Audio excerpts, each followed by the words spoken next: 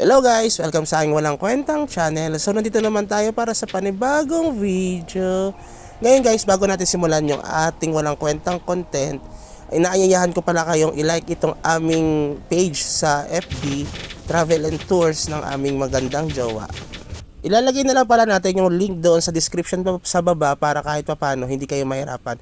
Para ma-redirect na rin kayo pagpunta doon. Paki-follow yan guys ha. So maraming salamat. So ang content natin ngayon guys, kung which is better, yung Agi Wizard or Energy Wizard. Kasi di ba previously meron tayong uploaded na video about doon sa Agi na Wizard. So susubukan naman natin itong Energy na Wizard. Pure energy ito parang hindi naman pure kasi 1.7 yung aking agility. Hindi ko siya 2K, hindi na siya 2K ngayon. Ang 2K ngayon ay yung aking energy. So titignan natin kung ano ba ang difference nila pagdating sa Red Boss at doon sa pagpapa-level. Kasi may factor talaga yan.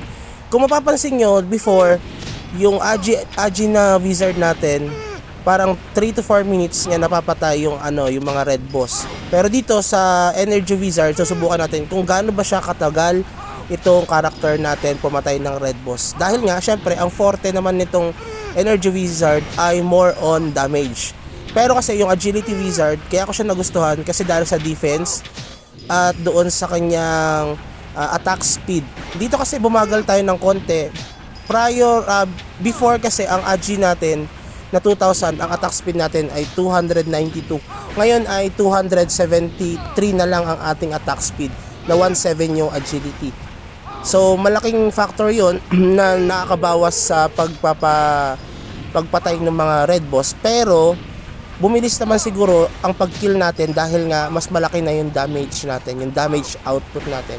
Kung makikita nyo dyan, ang magic damage natin ay 55.5% na. So lumapit tayo para makita nyo mismo kung ilan yung damage output natin dito sa Red Boss na ito. So subukan din pala natin yung pagpapa-level kung ano ba ang mas mabilis. Kasi nung thinking ko before, kaya ako nag-switch sa Energy Wizard dahil nga kailangan ko magpa-level na mabilis dahil nakabili nga tayo ng set na full option sa T16. So hindi pa natin kasi siya masuot. Kaya gusto ko magpa-level ng mabilis ngayon. Tapos syempre, kaya ko na kasi ngayon yung tangkehin itong mga Red Boss dahil tayo ay naka 4th wing na. Dati kasi hindi ako makatangke ng Red Boss dito dahil naka 3rd wing lang tayo. Hindi ko lang sure kung tayo ay magsiswitch ng Agi Wizard ulit kapag tayo ay nag-level 800 kasi naka full option naman na tayo doon. Pero ano ba ang kinagandahan nun? No, ano bang mas maganda, yung Agi Wizard or Energy Wizard?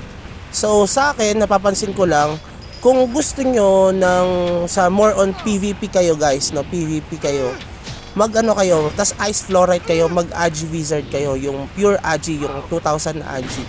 Kasi sa Ice Fluorite na yon, kahit na dahil mas marami kayong Agi, titigas kasi kayo doon.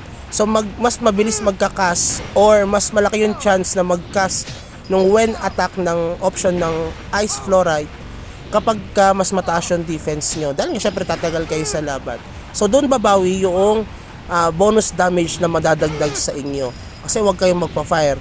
Ang fire kasi para sa farming, tapos para doon sa mga hindi madalas may pag-PVP.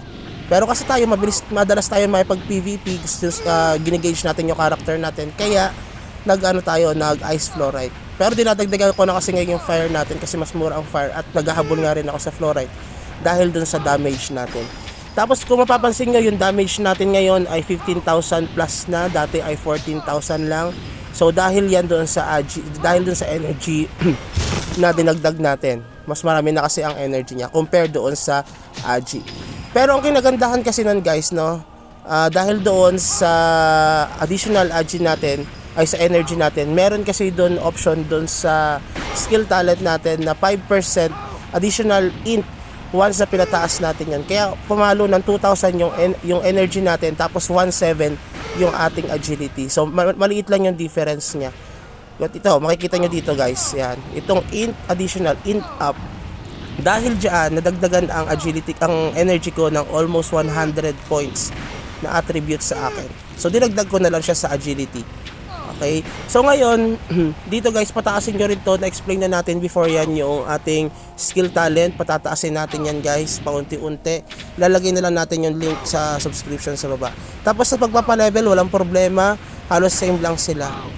Pero parang mas nabibilisan ako magpa-level dito sa Energy Wizard. Kasi dati ang experience ko lang almost 11,000 eh. Ngayon dito 16,000 na yung experience na nakukuha natin doon sa minion. So, para sa akin mas mabilis magpa-level itong Energy Wizard.